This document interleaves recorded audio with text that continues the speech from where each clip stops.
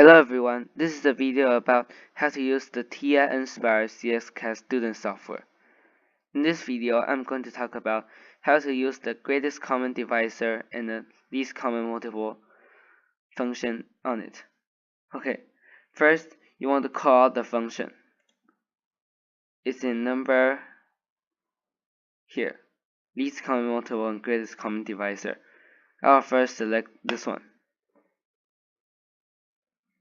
Now, it requires two parameters and two parameters only. The two numbers that you want to get the greatest common divisor from. In this case, perhaps 34.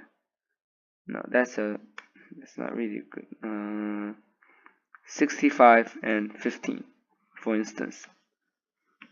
Press enter and you'll get 5. The same thing can go for the least common multiple.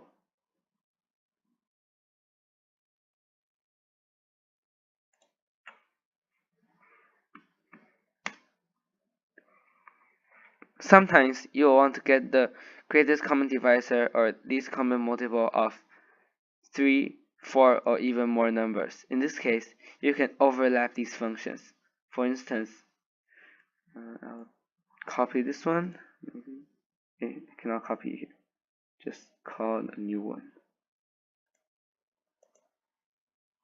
Here, if I want to calculate the greatest common divisor of 16, 15, and 255, then I can get 255, and then I call the function again.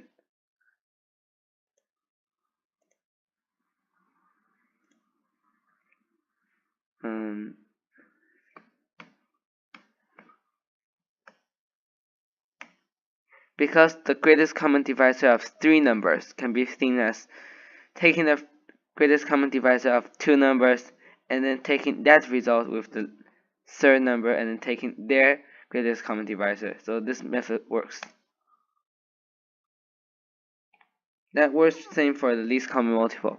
So that's probably the end of this video. Thank you for watching.